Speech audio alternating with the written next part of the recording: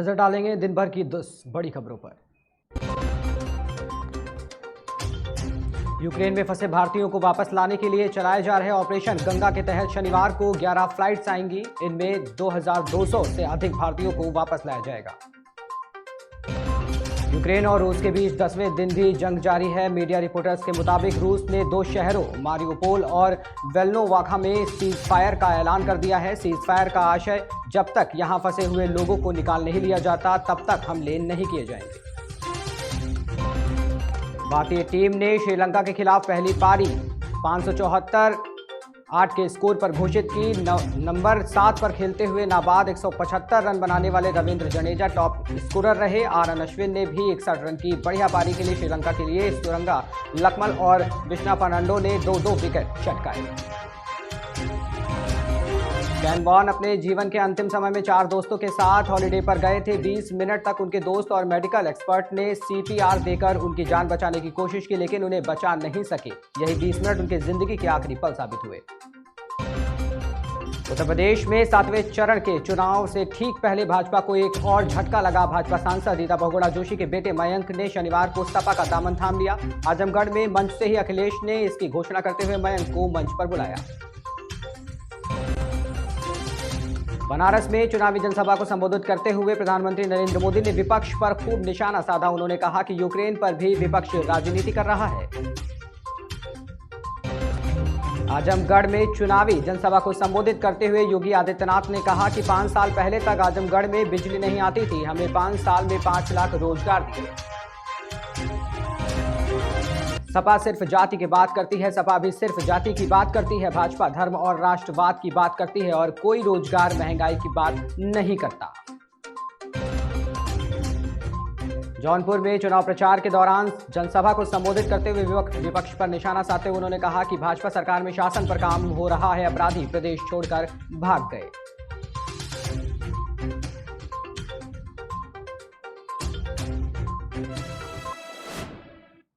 भारत के खिलाफ खेले जा रहे मोहाली टेस्ट में भारतीय टीम ने श्रीलंका को दूसरा झटका दे दिया। ये सफलता रविंद्र जडेजा के खाते में गई। खबर आगरा से है। आगरा में बीती रात ललितपुर से ट्रांसफर होकर आगरा अपने पैतृक गांव जा रहे सिपाही की पत्नी और बच्चों की मौत के सदमे से ग्वालियर हाईवे अभी उभर भी नहीं पाया था कि फिर एक अनियंत्रित ट्रक ने रोडवेज कर्मचारी को अपनी चपेट में ले लिया, जिससे रोडवेज कर्मचारी की मौके पर ही मौत हो गई। रोडवेज कर्मचारी की मौत के बाद ग्रामीणों ने शव को हाईवे पर रखकर जाम लगा दिया। दिनेश कुमार चाह रहा हूँ। क्या सर क्या मामला है? ये ड्यूटी पे थे। क्या नाम था? विजेंद्र सिंह था। कैसे क्या थे? ये रोडवेज में फूड डिपो में एटीआई थे। घटना कैसे हुई? क्या कुछ हुआ? ये यहीं चेकिंग कर रहे थे। चेकिंग करते समय यहाँ रोड पे खड़े थे, ट्रक ने आके पीछे से टक्कर मार दी। पीछे से टक्कर मारी? जी जी। ट्रक किधर से आ रहा था? ट्रक पीछे से आ रहा था, इधर से आगरा की साइड से। अच्छा, तो इनकी उम्र कितनी रही होगी? इनकी 58 करीब है। कुछ ही समय शेष रह गया है। अच्छा अच्छा। हाँ हाँ। तो फिर क्या हुआ? जो एक्सीडेंट हुआ था इसमें तो हालत कैसी है उनकी? हालत खत्म हो गई। हालत क्या है? अच्छा, ऑन स्पॉट खत्म? जी जी। तो फिर पुलिस कितनी देर में पहुंची? 1.25 घंटा लेट पहुंची है पुलिस। क्या मांग है यहाँ के लोगों की? क्या कुछ कहना चाहेंगे इस एक्सीडेंट में?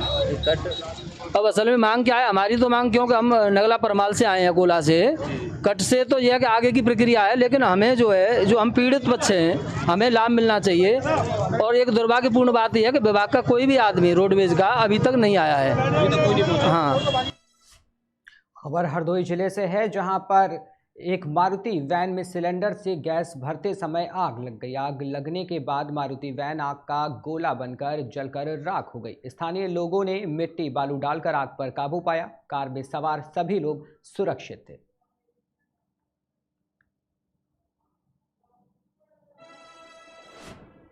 खबर मध्य प्रदेश के उज्जैन से है, जहां पर यूक्रेन से लौटे प्रभव परमार का धूमधाम से स्वागत किया गया। इस दौरान घर में खुशी का माहौल दिखाई दिया।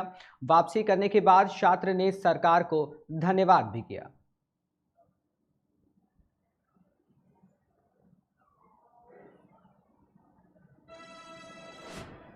खबर रीवा जिले से है, जहां पर ट्रांसपोर्ट नगर के एक मकान में चोरों ने सोने चांदी के साथ हजारों की चोरी को अंजाम दे दिया। बताया जा रहा है कि जब ये घटना घटी तब परिवार इलाज कराने बाहर गया हुआ था और तभी चोरों ने हाथ साफ कर दिया। इसके बाद इसकी सूचना पुलिस को दी गई और पुलिस चोरों की तलाश में जुट गई है। क्या नाम है आपका? चौहान कुशवाहा नाम है। ये आपके यहाँ चोरी हुई है, क्या क्या सामान गया है? सामान गया है बच्चों का चांदी का आभूषण, जो जैसे छोटे छोटे रहते थे, बच्चे बड़े हो गए तो वो भी रखा हुआ था। पिछिया, पायल और मंगलसूत्र और कमर का करधन वगैरह, ये सब जो है तो गया है। और हम कल बाहर थे, रीवा से गुड़ में थे, तो एक्चुअली मौका पा करके, और बाकी जो फैमिली थी घर में, तो नीचे अब सब अपने अपने कमरों में थे। ऊपर मछले भाई साहब नहीं थे, वो बाहर थे जबलपुर में, तो मौका तक और हम भी नहीं थे। तो शायद हो सकता है कोई जानकार व्यक्ति ऐसा करवाया गया भी हो कि घर में वो भी नहीं है, मतलब जैसे हाँ, तो जानकार व्यक्ति भी करवा सकता है कि हम किसको कहते नाम लेके, पर जन कि ऐसा हुआ क्योंकि यार नेता भी घर में नहीं है, क्योंकि हम समाज सेवी हैं, तो ये भी जानकारी कि वो भी घर पे नहीं है। तो चलो जो है तो बाहर से जो आप अंदर सब बंद था, बाहर से दीवार चढ़ के छत की और रेलिंग और फिर अंदर आए हैं। और ये संभावना 12 से 2 के बीच में रात में ये सामान सब फैला हुआ है? हाँ, सामान सब फैला हुआ है पूरा। पुलिस को सूचना दी? पुलिस को सूचना कंट्रोल रूम में दी और सिविल लाइन थाने में मुंशी को भी दी और भाई साहब को भी भेजे हैं रिपोर्ट के लिए। तो 100 नंबर आई थी, तो 100 नंबर वाले तो उल ही बातें करते कि पहले पूरी रसीद लाओ। कितना नुकसान हुआ है? नुकसान करीब मान के 50 के ऊपर का। खबर मध्य प्रदेश के रीवा जिले से है। रीवा के सीहोर बुद्दी में प्रधानमंत्री मोदी के स्वच्छ भारत अभियान को बड़ा पलीता लगाया जा रहा है। सीवेज लाइन के उद्घाटन से पहले ही चैम्बर डैमेज हो गया। बुदनी शहर का पानी नर्मदा नदी को बुरी तरह से दूषित कर रहा है। सरकारी नुमाइंदे सरकार को करोड़ों रुपए सेवागी के गंदे पानी के साथ नर्मदा नदी में बहा रहे हैं। और बड़ी बात तो ये है कि 6 मार्च को बुदनी गौरव दिवस पर मुख्यमंत्री शिवराज सिंह चौहान खुद इस टूटे हुए अधूरे सीवेज लाइन का लोकार्पण करेंगे। ये टूटा सीवेज सरकार की नाकामियों को बयां करता है या फिर भ्रष्ट अधिकारियों की पोल खोलता है। कंचन शर्मा हूँ, बुदनी से पहले पार्षद रही हूँ, पूर्व पार्षद। कंचन जी, ये बताइए, अभी 6 तारीख को ये जो आपके यहाँ सीवेज योजना है उसका शिलान्यास होने वाला, और 6 मार्च को ही बुदनी का जन्मदिन मुख्यमंत्री शिवराज सिंह चौहान मना रहे हैं। और अभी देखने में ये आया कि नर्मदा में सारा शहर का पानी जा रहा है, लोगों के यहाँ कनेक्शन नहीं लगे, चैम्बर टूटे पड़े। तो इस पर आप अपनी ओर से क्या कहना चाहेंगे? यही कहना चाहूँगी कि माननीय मुख्यमंत्री जी बुदनी का जन्मदिन मना रहे हैं और सीवेज लाइन का भी उद्घाटन होना है, ऐसा देखा है, मैंने सुना भी और पढ़ा भी है। पर अभी ये काम अधूरा है पूरी तरह से। अभी कनेक्शन कई घरों के हुए नहीं है और मैंने खुद ने भी वार्डों में जाकर देखा है, कई लोगों से बात भी हुई है। कोई भी कार्य का उद्घाटन तब होना चाहिए जब वो पूरा कंप्लीट हो जाए। अभी ये योजना अधूरी है, कई जगह कनेक्शन नहीं हुए हैं। और माननीय मुख्यमंत्री जी नर्मदा जी की स्वच्छता की बात करते हैं तो कई वार्डों की सीवेज लाइन का पानी अभी भी नर्मदा पे जा रहा है, गंदा पानी, और वार्डों का पानी भी नर्मदा नदी में मिल रहा है।